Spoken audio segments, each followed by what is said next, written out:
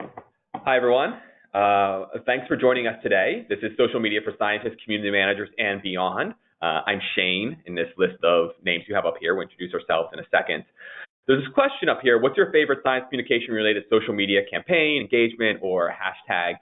This is just something for you all to think about. If you have some good suggestions, some people started writing them in the question box, and we responded. We should have been more clear on this.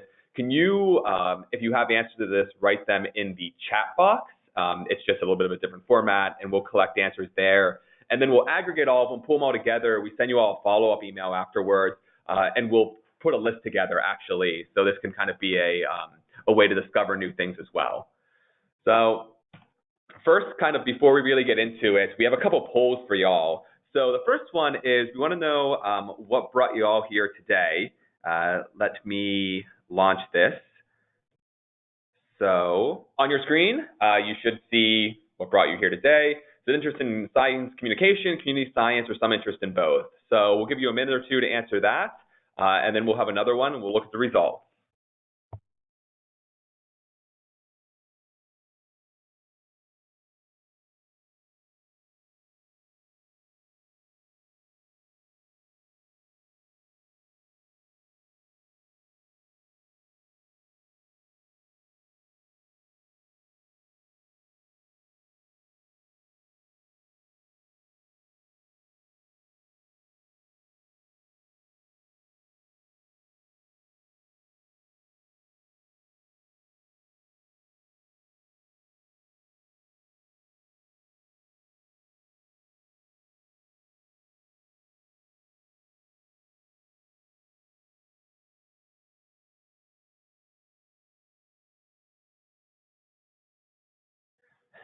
All right, so we're going to close this one and share the results. So it looks like a majority of you are interested in SciComm, a few of you just in community science, but a good portion in both. So that's good, because we're going to go over both those things today. The second poll we're going to ask you, so let me do some finagling here. Let's see. Hide. There we go. So this webinar is actually a follow-up to another webinar. You didn't need to be on that previous one, but I'm just kind of interested in who all was at our previous webinar creating videos for scientists, community managers, and beyond. So take a minute or so and answer that one for us, please.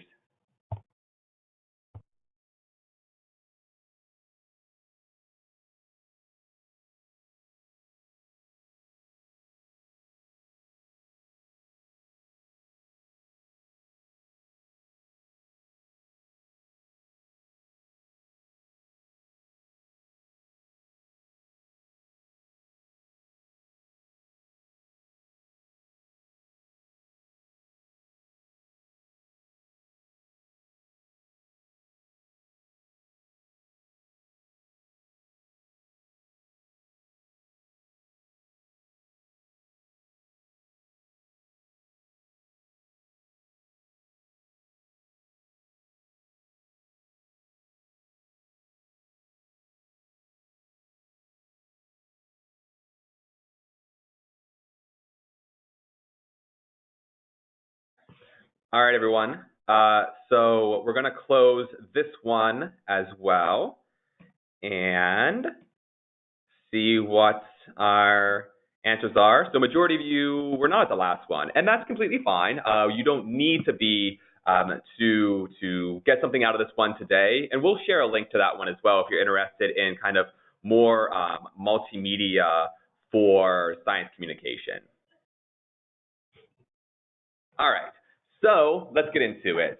So first and foremost, if you're not familiar with the Sharing Science program, who we are a program within the American Geophysical Union, and our whole goal is to provide scientists with the skills, tools, trainings, opportunities, whatever they might need to communicate their science to any audience. And we are scientists, many of us ourselves, we come from a really broad background, so in essence, we've been there. And we do this through a number of ways. You're on one of those ways right this very second. So we do a number of webinars. But we also do in-person workshops. We have a boatload of online resources. We are on social media, which is helpful considering what we're talking about today. We provide opportunities for different outreach. We have a really great network of folks who you can be a part of. We'll talk about that at the end. And also hands-on support. So if you want to follow up with us more afterwards, you can email us, go to our website, catch us on Twitter. So we're getting, some folks are reporting that they don't have any sound. Can folks let us know if they can hear us? It doesn't seem to be a universal problem, but... Okay, seems as if at least some people can hear us. If anyone has had trouble, you may have signed in by computer but not used your computer's audio. It might be waiting for you to dial into a phone line to call in, so that might be why you don't hear sound. Yeah, so that's a good point. So yeah, there's a little audio dashboard in your, dashboard. It's an audio column. So you can either dial in via phone call, which is what we're doing. We're all on a big speakerphone right now, or your computer audio, but then you have to have your sound on and go through that as well.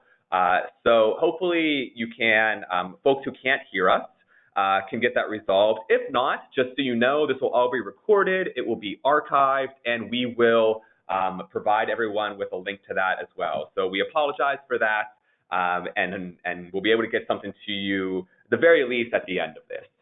So anyways, who are we? So I'm the guy talking. So I'm Shane Hanlon. I'm one of the members of our Sharing Science program. My colleague here who was just speaking to you is Olivia Ambrosio. She is also part of a core Sharing Science program. We also have our colleague here, Liza Lester, who's part of our public information program here, and she is in our press shop, essentially. So all the news, all that stuff coming out of AGU, that's her. And you'll hear from all of these folks as we progress through the webinar. And then I'm going to hand it over right now to my colleague, Natasha, who's going to talk about the Thriving Earth Exchange. Thanks, Shane. Hi, everyone. My name is Natasha Udagama. I am with the Thriving Earth Exchange, which is another program of the AGU that is leveraging our earth and space scientists to work with communities on issues of climate change, natural hazards, and natural resources in the U.S. and around the world increasingly. So we are the community science aspect of this webinar. So yes, we are communities and volunteer scientists working together. And as you can see from this slide, we are in a number of different communities, approximately 98 as of last Friday. So our mission has been at AGU to promote the discovery in earth and space science to advance for the benefit of humanity. And for our 100 years, we've been really good at the first part of that mission, and increasingly through the mechanism of Thriving Earth Exchange, we're helping to make AGU's membership a little bit more adept at the second half of that mission by leveraging those earth and space scientists to work with communities so as to benefit humanity in a more tangible way. So what the Thriving Earth Exchange encourages, enables our communities and scientists working together using earth and space science to advance those priorities. And the issue is that communities don't often have access to science that they need to tackle pressing priorities related to sustainability, resilience, climate change, and pollution. And so that is what the Thriving Earth Exchange has been doing for the last 5 years or so. And by doing community science, we're inspiring innovative research. We're engaging diverse communities. We're developing new skills in scientists and opening new career opportunities for your science. We're advancing scientific learning, and we're increasing the support for science. So Thriving Earth Exchange has been involved in a number of things in addition to working with communities. But so what is community science? Community science, as I said, is communities and scientists working together, basically. But the way that Thriving Earth Exchange does it is we work directly with communities who come to us through a number of our partners, and we go through this whole ritual of asking questions, developing methods with them, collecting data, analyzing that data, drawing conclusions, applying those results, developing a local impact, sharing the results, and then hopefully having more of a global reach in the end. So we have a 4-stage process by which Thriving Earth Exchange does community science. So in asking questions, that sort of falls into that scope part of our process, which is listening and finding ways in which Earth and space science might be able to help advance those community priorities. And then once we have a project description with those communities, we then look for appropriate scientists with the right technical and collaborative skills to work with those communities to advance those priorities. We then, once those communities have the opportunity to select the scientists they'd like to work with, we then embark on a series of working with them to solve that project. So the Thriving Earth Exchange team works very closely with our 98 projects to coach, troubleshoot, project manage, and ensure those teams reach their goals. And then finally, and most importantly, we hope that all of our projects will share the results of their work. And of course, in particular, this particular webinar will hopefully enable more of that sharing to occur. So you want these scientists and their community counterparts to document results, tools, and lessons learned for reuse and adaptation so that other communities can learn from what those teams have done. So just to give you a few examples, in the Gentilly neighborhood of New Orleans in Louisiana, our team there advised on a citizen science investigation into flooding in New Orleans that was used by residents to reduce flood impacts in partnership with one of our technical partners, IC Change. By using the IC Change platform, the team was able to engage residents specifically by getting those perspectives that they had on flooding and the data that they had collected themselves on flooding. And this particular team was very good at community engagement through IC Change's platform and extended the interaction beyond the project team as well. So because of that particular social media platform that IC Change has, they have been able to extend their techniques and programs to other projects. The impacts of this project has been that residents were able to use the data and analysis to expand the boundaries of the proposed flood mitigation efforts to include in their neighborhood. And the data that they are collecting was used by the National Weather Service to improve their hydrological forecasts.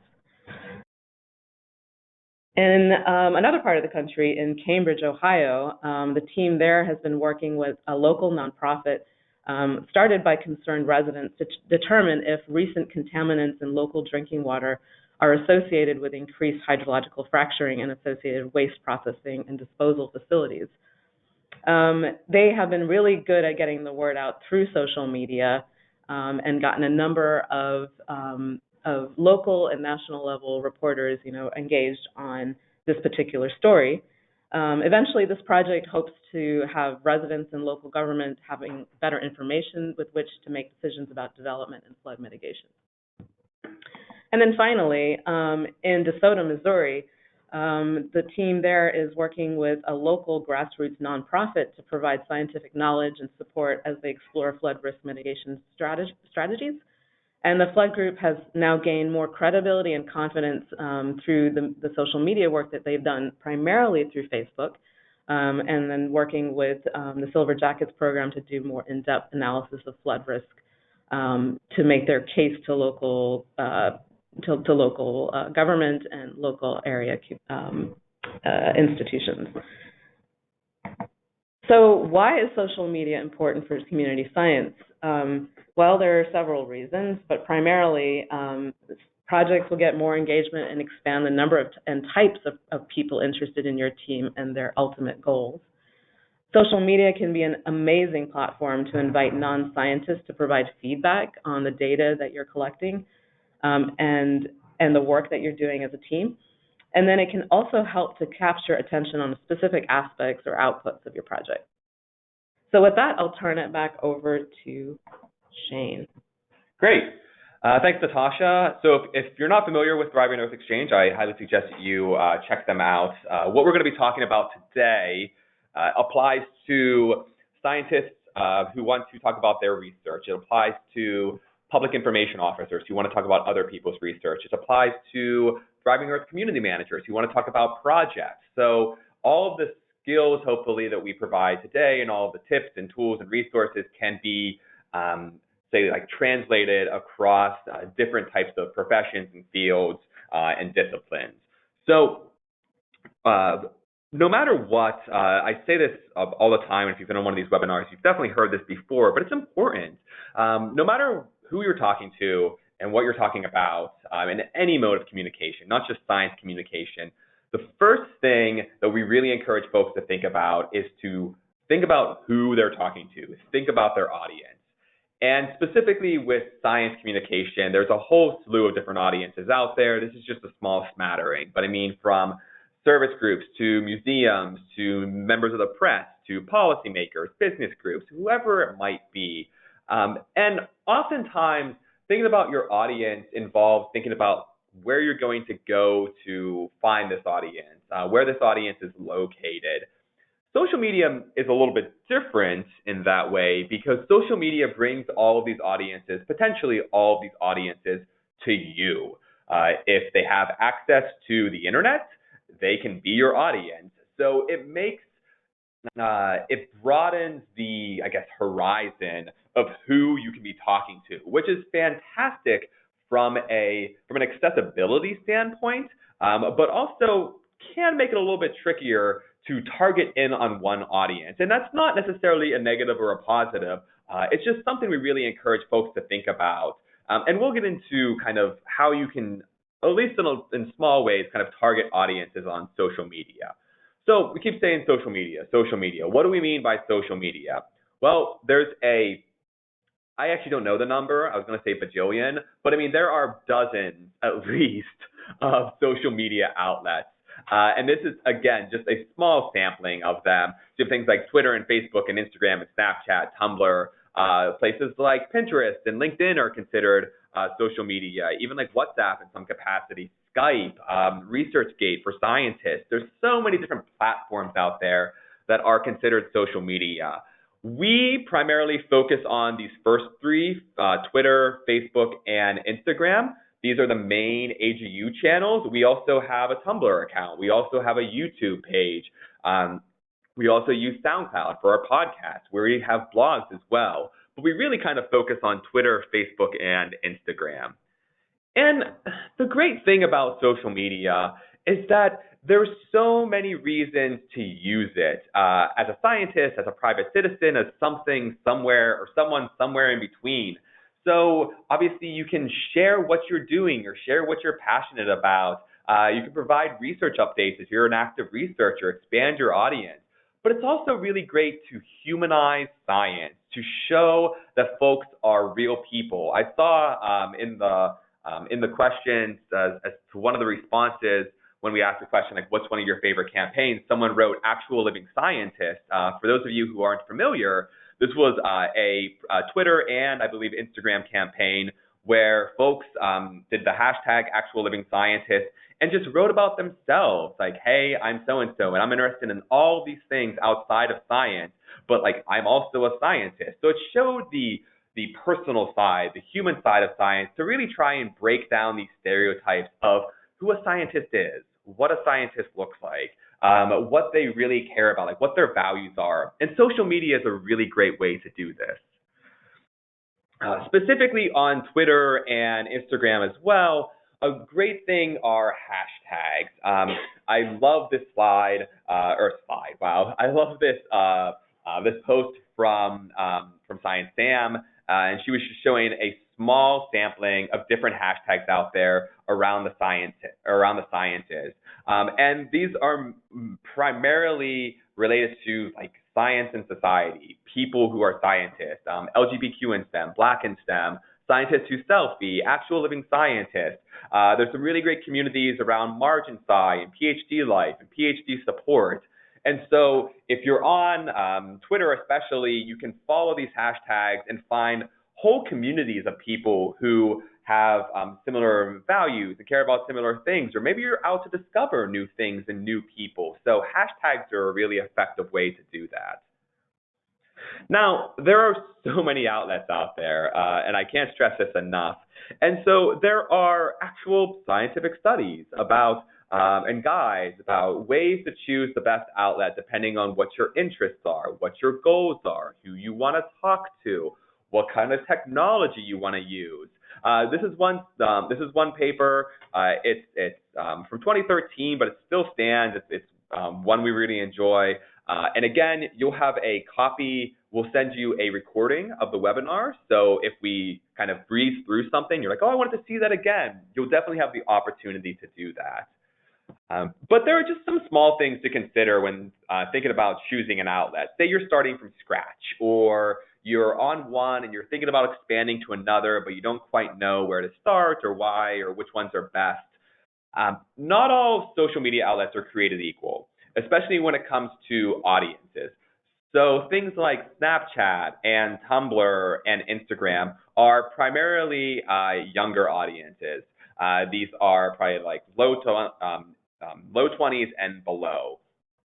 Twitter is kind of fascinating because in the non-sciences, it's probably like low to mid 20s.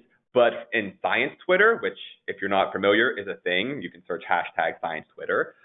In the sciences, it's late 20s and above. So it's really like grad school, early career and above. Twitter is also a really great place for networking. I've known people personally, and actually I am doing this right this very second, who have started conversations and actually collaborations that have resulted in grants or publications or just long-term relationships. But also something like LinkedIn, or for researchers, ResearchGate.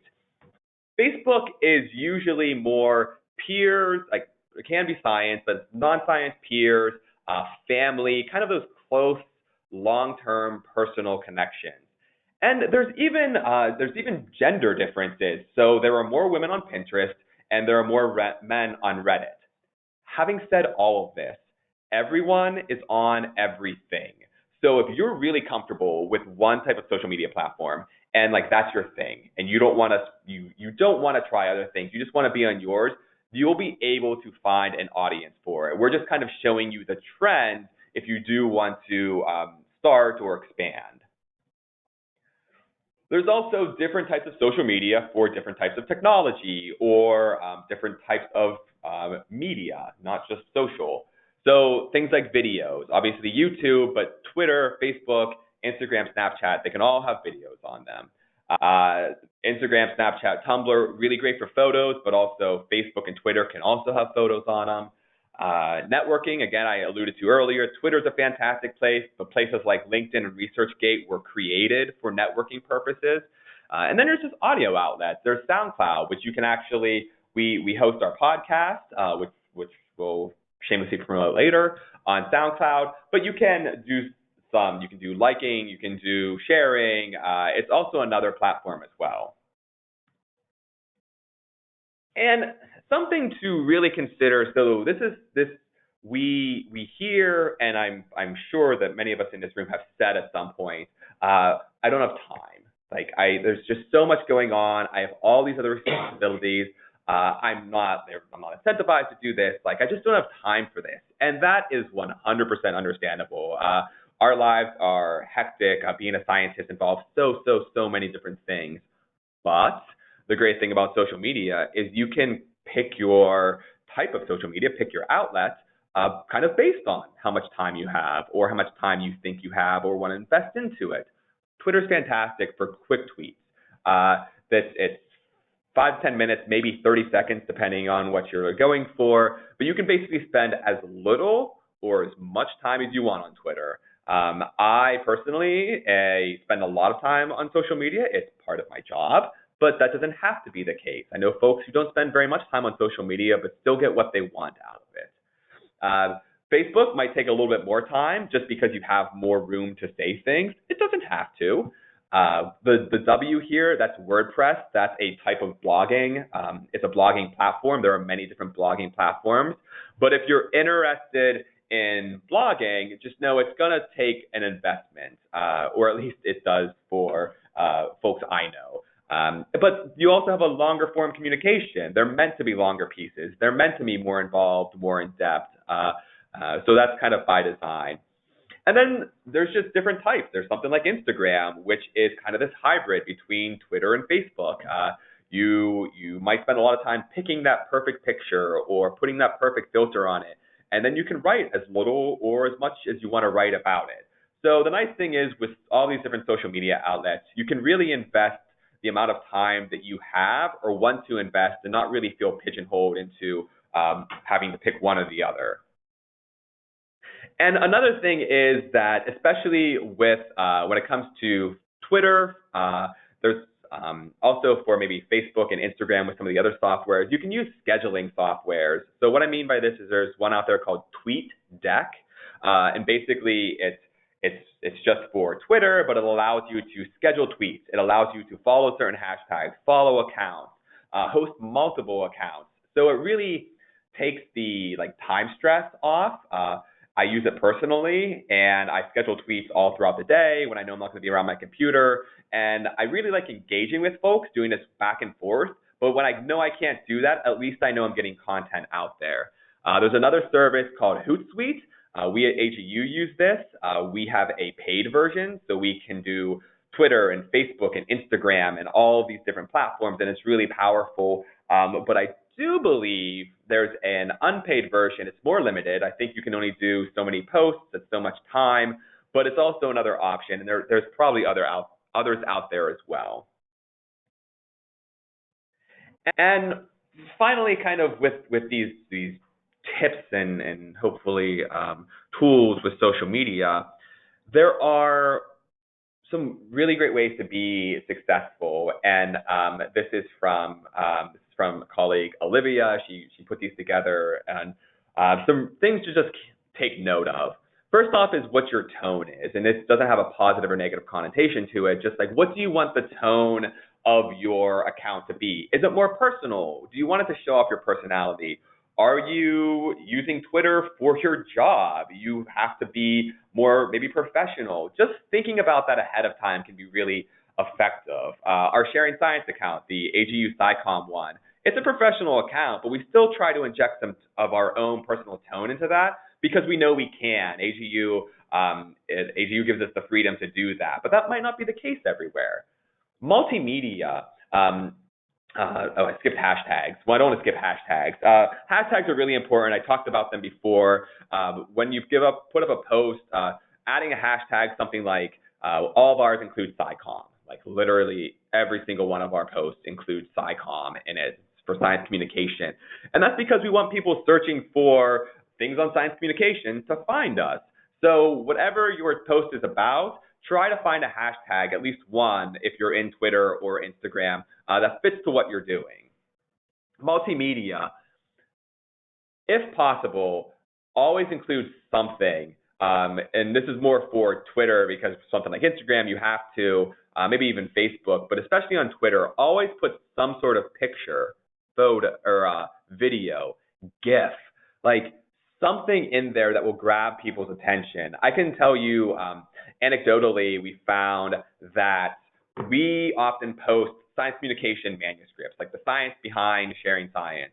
And sometimes there's not a good picture to put with it. Sometimes the figures are a little bit too technical. But sometimes we'll literally just take like a screenshot of the title of the manuscript and post it with the tweet.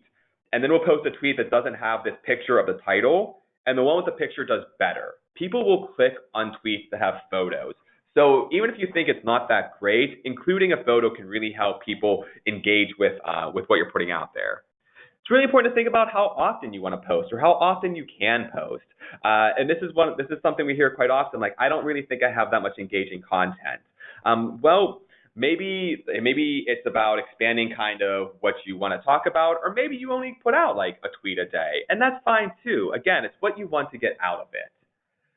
Dialogue, I said about engaging. We try to really be mindful about talking to the folks who are tweeting at us, retweeting, whatever that is. We actually want to engage with them. We want to have a back and forth.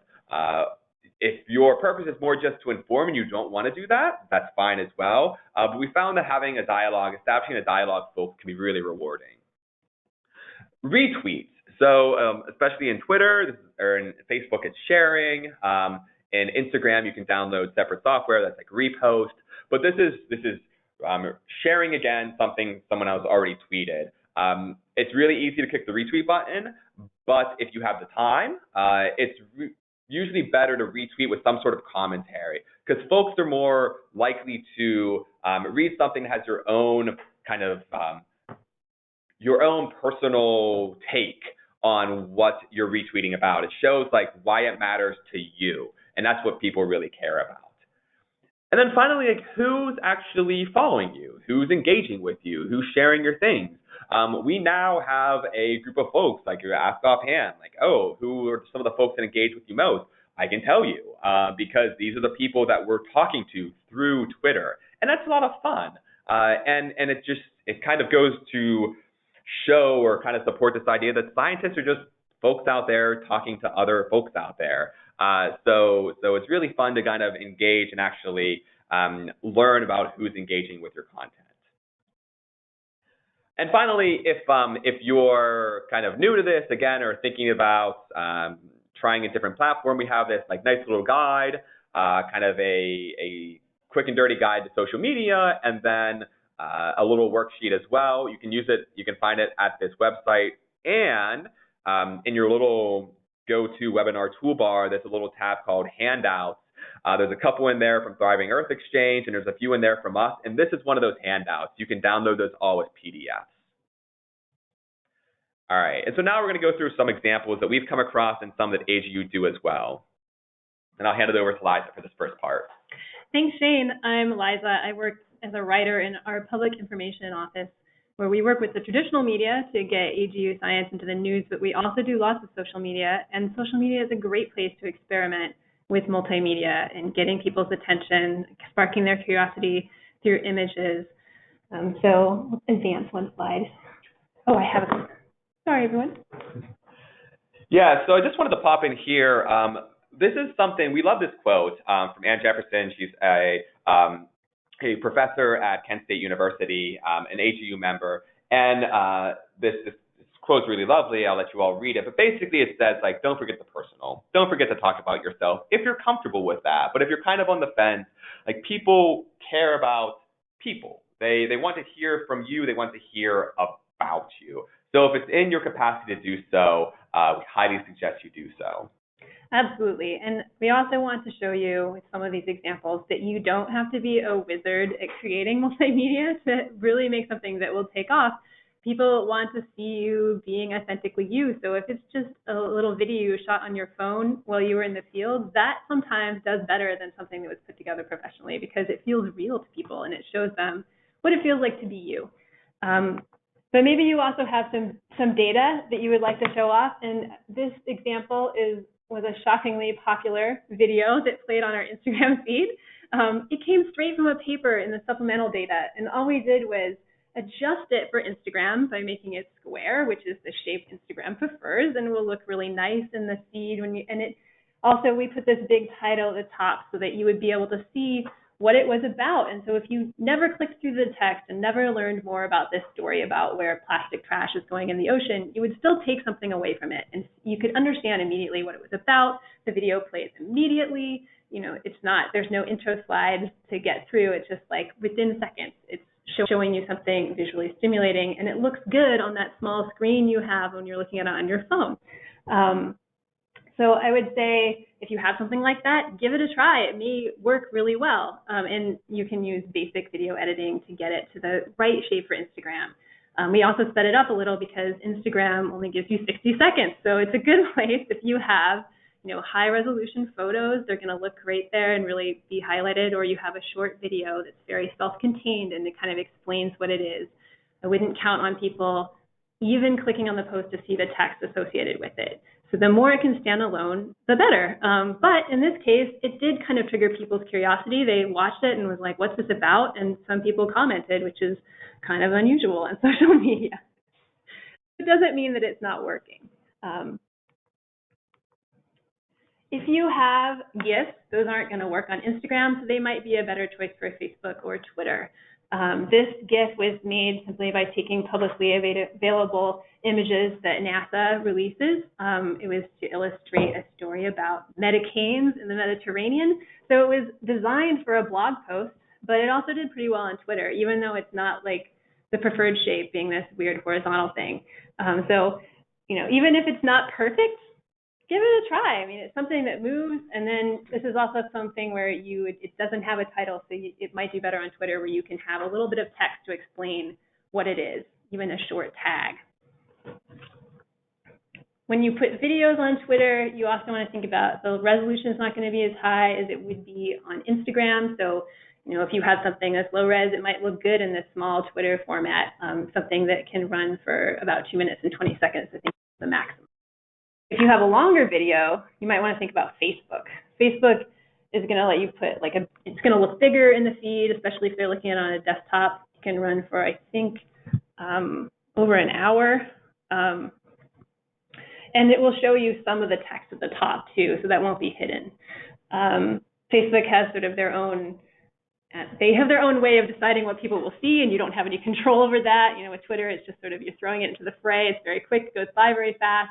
In Facebook, it might be around longer, but you don't know if that's going to be what they like on that particular month. But they do tend to like video, and you want to always upload the video to Facebook if you can, because they're going to prefer that over something where it links out. They want to keep people on their platform. You kind of have to work with that.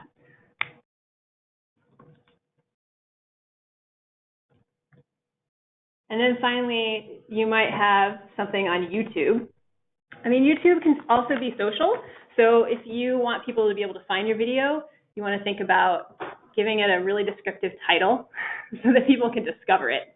That's the thing that's going to pop up in search engine results. So this title, I think this one is this is what an Antarctic ice shelf sounds like. It has been viewed over 1 million times, although largely that is because it was embedded in a lot of news stories. So another way to use YouTube is to just prepare videos that are going to be embedded in websites and seen elsewhere. Just kind of think about, what do you want to do with it? How is it going to be used? Is it something that will be fleeting, or something you're trying to archive and use for a long time? We'll play a little bit of this here, and then you can go through the whole thing later.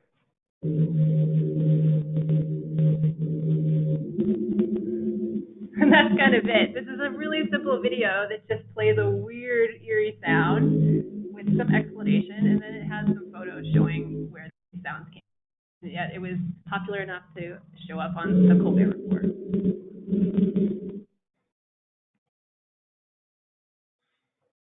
And there's also things to consider when I hear so often, I've said this myself, all these things I say, I hear, it's because I've heard them from myself. I don't have anything interesting to say. No one's going to care about what I'm doing. No one's going to care about any of these things.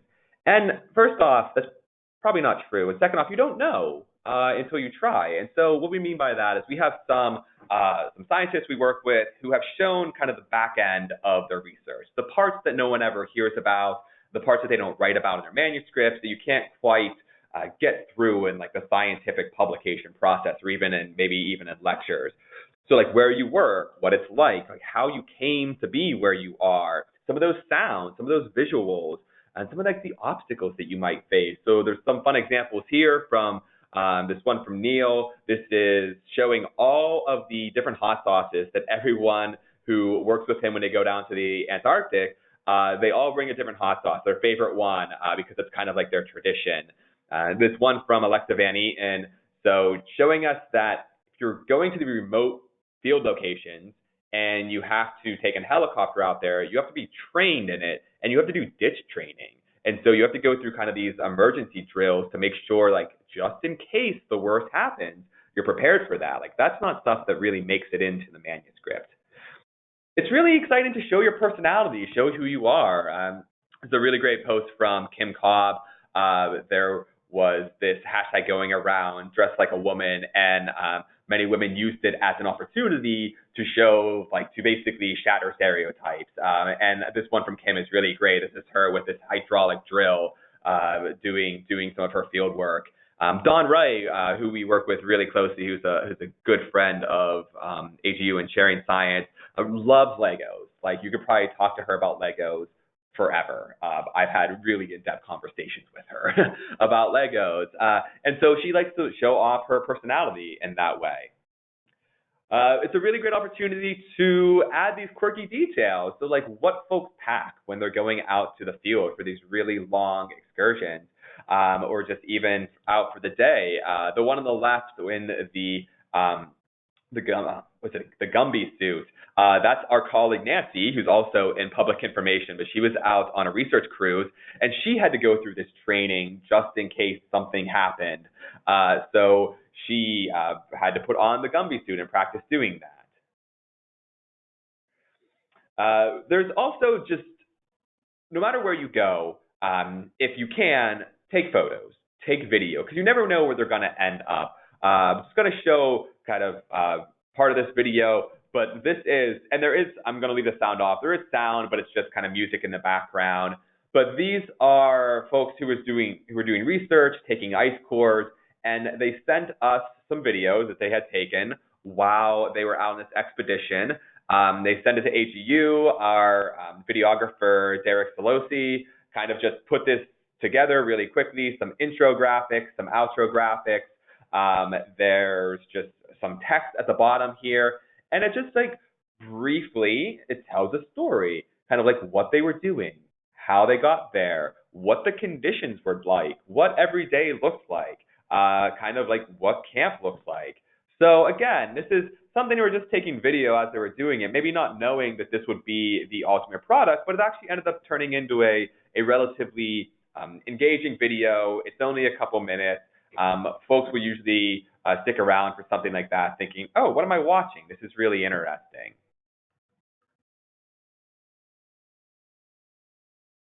There's also streaming live, Facebook. Liza mentioned Facebook earlier, but this is also a place to do that.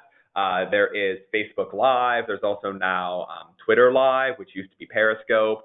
Facebook is the probably the more popular one. But we use this in telling stories, essentially. So there's this video here. Again, you'll have this link afterwards so you can check out some of this.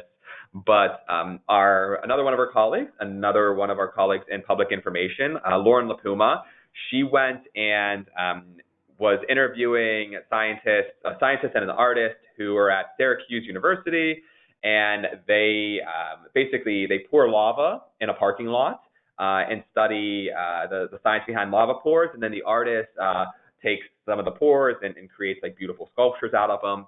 But she was Facebook Living one of these pores, and so people were asking questions. They were giving real-time responses. At one point, her phone overheated because she was too close, and so we had to scramble around to get her back online. But like that's really fun too. Like that again shows like it's not science. Many of us know this, folks who are in the field, but science isn't as clean and sterile and kind of like the perceptions of what science. Like a lot of people think science is. That's not necessarily the case. And that's not a bad thing. Like that's fun. That's unique. That's engaging. So this is one potential way to show that. Audio. Again, the clip that Liza showed about it's just the audio of the sound that these glaciers are making. But sound can be super engaging, and it can just be sound of nature. It can be some weird sound you hear, or it can be something really deliberate, like telling audio stories. So podcasting is the way to do this, and using social media to share the podcast. We have one at AGU. It's called Third Pod from the Sun. I'm one of the hosts and producers.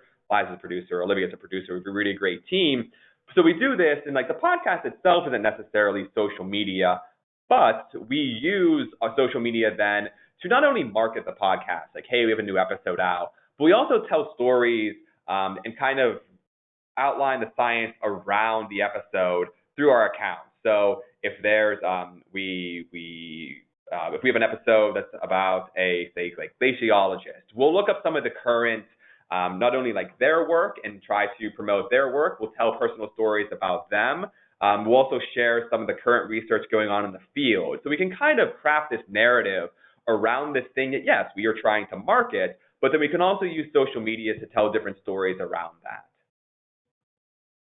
And again, podcasting, social media is a really great way to tell these really personal stories.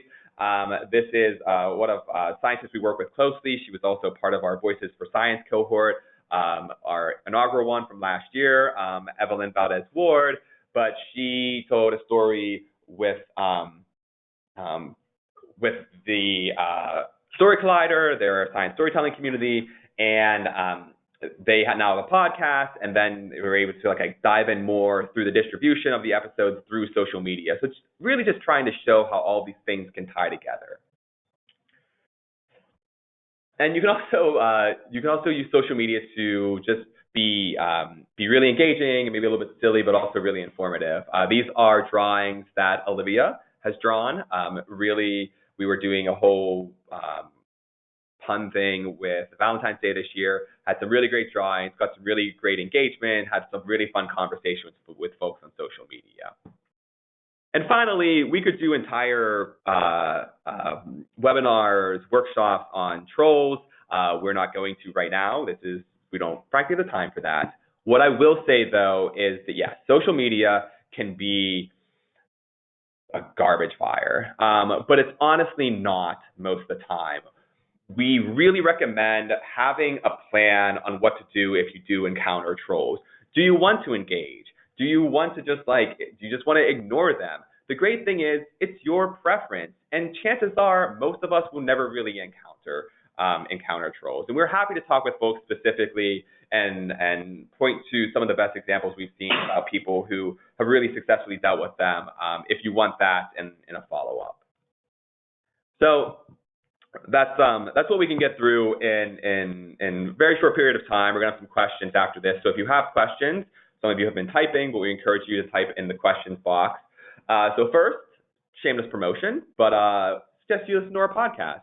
We really like it. We put a lot of effort into it. And you can hear some really, really great stories and see kind of how we use social media. And we also have a Twitter account. It's @ThirdPod. You can be a guest grammer for us. We have an Instagram account where we it's almost all our members taking over the Instagram account for a few days at a time, showing what they're doing in the field, showing what they're doing outreach-wise, showing what they're doing in the lab, on Capitol Hill, whatever it might be. So if you're interested in showcasing what you do through social media, but don't want to quite take the plunge of having your own account, or maybe you just want to even raise your own profile, get in touch with us. Email us at news@agu.org. We're on all the social media channels. I'll put this one back up at the very end. But you can follow us personally. You can follow all of our different accounts. You can follow Thriving Earth Exchange. And here's some information about how you can contact Thriving Earth Exchange. You can learn more about, we have 3 projects right now in Gulfport, Mississippi, Linden, Guyana, and Clark County, Washington that are currently seeking new volunteers. We've got a newsletter that goes out every month on everything community science and updates on all these projects. And you might also want to stay tuned to a new community science fellowship that we're currently recruiting for. If you're interested in coordinating projects from start to finish, we are starting a new set of cohorts starting in September. So take a look at our website. And again, if you're interested in not only this, but more things about science communication, policy, outreach, whatever they might be, you can check out our website. You can follow us on Twitter. And if you want to be a part of a community of people who do science communication, who do outreach, policy, who are passionate about it, who want to talk with and be connected to other folks who do this, consider joining the Sharing Science community. It's not just AGU members. It can be anyone, any background. You can go to sharingscience.agu.org/join to learn more. You can talk to us directly. We're always happy to chat about it. So we have about 11 or 12 more minutes. I'm going to go back to this social media one, and we'll take some questions. Yeah, we already have a couple questions written in. And again, if you have a question, please type it in the questions box. So one question is, are there any social media outlets that let you add music to your videos? Yes. Directly editing it in the social media program, you might need an accessory app to do that. Yeah. There's probably ones that have, I can't think of anything offhand. There's probably ones that, like Liza says, you can add extensions. There's also some really free and accessible software to do that on the back end. So do that to videos you might have, and do that on your computer, and then easily upload them to the internet. So in the follow-up, we'll provide some information on some free, relatively easy to use software to be able to do that. Great. Another question we have is, I use Twitter and it always takes me a long time, based on time, to go through all the posts of the people I follow. How can I decrease that time? You can follow less people. It's Twitter can be a beast. We follow a ton of people. I literally spend like a half an hour every morning just going through all the people we follow. Yeah, it's a lot of time. I spend a lot of time on Twitter. I'm getting looks in the room. But I don't mean to be like just flippant about it.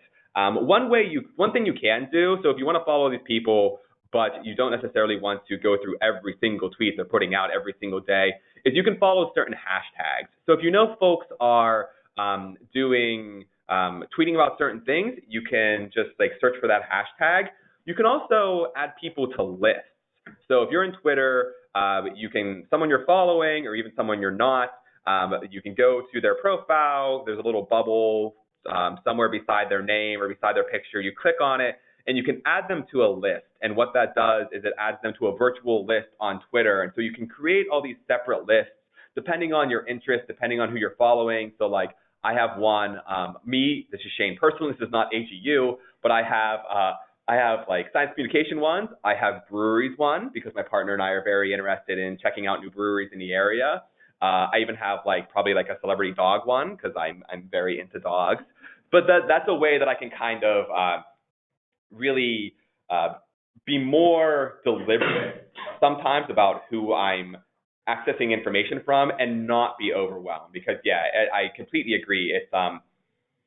It's sometimes overwhelming when you follow, especially even hundreds of people. It can help too if you have a few people that post a lot to just put them in a separate list and they're not overwhelming your feed, or if it's a news outlet that just has a lot of posts coming out. Yeah, that's a great point. Another question, how do you manage to be scientifically correct on social media while keeping it short and easy to understand? How to be engaging and educational at the same time? Yeah, I mean, it probably depends on the subject, but this is let's say not just applicable to social media, but thinking about, like I said, one, your audience. So who are you talking to? So kind of what is their level of understanding? Who are they? Where do they come from? What's their background? What's their education level? And then two, really practicing honing down your message. It's not necessarily an elevator pitch, but this idea that can you say what you want to say in the time it takes you to ride an elevator. Social media is like that too. And sometimes to a detriment. Sometimes it's not going to be possible to get across a really elaborate point in 280 characters. But it can be a really effective exercise. If it's not possible, but you still want to use something like Twitter, you can use threads, where basically you put a tweet out, and then especially in some of the newer versions of Twitter or TweetDeck, you hit this plus at the bottom, and then it adds another box. And so all these threads will string together. So if you have, you've probably seen thread, people will write them. That way you can string together a longer conversation if you want to get across something that's just too difficult, or maybe it's just not worth the time to really put that down to a really succinct point. I always say, pick your battles. Think about what is the most important message you want to bring through at this time. Maybe you have a kind of sophisticated audience that's really excited about, I don't know, earthquakes, and they want to know the details of the seismic waves and how they're different in different types of earthquakes and how deep they are and all these things. Or maybe you're just being the general public who's worried about earthquakes, and then you're going to just be like, well, we're listening for the sound of the earthquake from far away, and that's going to be close enough to what you were doing. But if you get hung up on I must help, they must understand the truth, the difference between the usual conception and the real science, then you can't force people to pay attention. They're not a classroom. And so, yeah, maybe pick one thing that's really important to you and focus on that. And I'll say too that, often social media, especially Twitter, are a means of providing a short bit of information, as Liza said, maybe, and Shane too, the take-home message, the main point. And then you can also link to further resources that can go into more depth if there are people who are interested in learning more about this issue. Another question that we have is, do you have any advice on developing a following and building traction for it?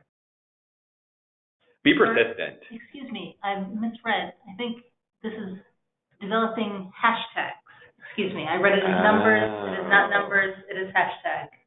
Like creating a hashtag. That's tough. We've tried to do this with mixed success. Someone else has ideas on this. I don't have I think it's be persistent still. We've done one that did relatively well. This was maybe last year. We did one over a weekend, like 6-word science or something like that, and that got a decent amount of traction. We've tried other ones. I think like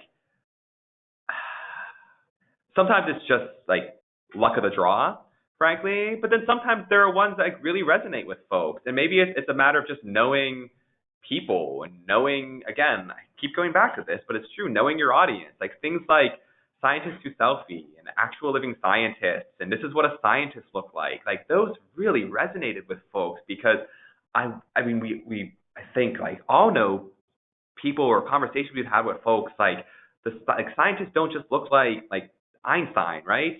And so like these really resonated with people. So I think that's why those ones succeeded, and that's why they resonated with folks so well. I'd also say that the hashtags that I've noticed that seem to be succeeding have sprung up out of existing sort of conversations and that were going on Twitter. So people were already talking about a topic and getting engaged, and then someone who was a part of that thought of a hashtag related to it, and then it took off. So rather than having to create something and build momentum from scratch, you're really jumping onto something that you've seen people already care about. You're just articulating the hashtag to drive it further. I would also add that with developing our hashtag community science, that was not very popular when we started it, and people didn't quite understand what it meant. I mean, in addition, we had done like a survey at fall meeting in 2015 to get people to tell us what they thought community science was. And we got a wide variety of answers, but we were persistent, as Shane was saying earlier. We were very persistent, and now we have several followers who use our hashtag all the time. So, yeah, persistence pays.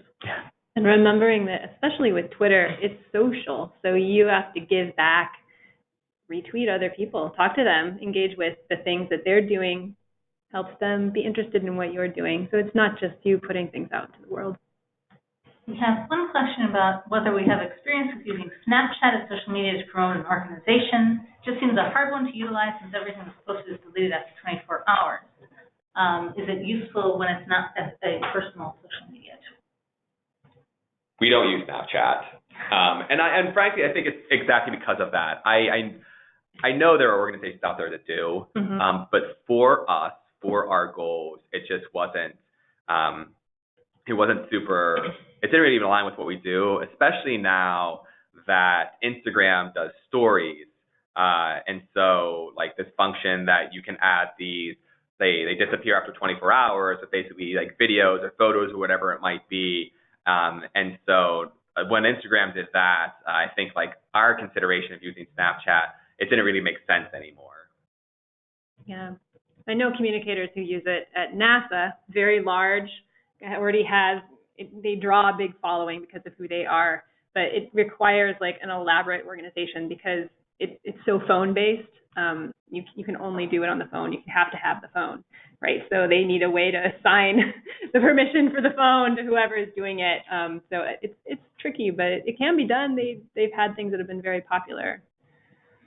And I think we have time for one more question. If there are a couple I know that we haven't quite been able to get to, we'll try to include information on that in the follow-up that we send out. Last question, if you can't discuss your own research as content, how much should you narrow down the category or scope of the research and science you focus on promoting and discussing on social media in terms of balancing quality and quantity? Yeah, I think it's frankly, it's what you're comfortable with. Something I will say, and we didn't have it in this one, but we sometimes put this slide up like, are you an expert? And it starts really specific. It's like your specific study, and then your research discipline, and then your field, and then like a larger area of science, and then like all of science. And as you go out these different areas, the answer might shift from, yeah, certainly, like, I know everything there is about this one specific thing to, well, I know a little bit. I don't really know all of science. I don't know all of science. But chances are, depending on who your audience is, you do, especially if you're going towards a non-science audience. If you're a scientist, you're an expert in so many different things. So I would just say that, again, it's what you're comfortable in, but maybe it's just a matter of perception and perhaps thinking like, yes, I'm not an expert compared to a person who does this every day for a living, but then compared to many other audiences, I am, and I can talk about that. I'd also say it depends to some extent on who your audience is or who you want it to be. If you have a certain idea of whom you're trying to reach, then maybe you see what those people are already focused on. Do they care about more specific areas, or are they caring about a broad swath? It's okay to be a niche. Like, social media is a great way to reach those exact nerds that want to know about the specific thing you're doing, but maybe you want to be more general, and then you focus it differently. Great. Well, yeah, like Olivia said, we'll try to get to the questions we couldn't answer in a follow-up. Look for that late this week, early next week. Connect with us on Twitter. We got a bunch of new followers already. Thank you very much. And then, yeah, reach out to us at any time. Even if you're not an Earth and Space scientist, even if you're not an ATU member, we're always happy to chat with people. So thanks all, and we'll be in touch soon.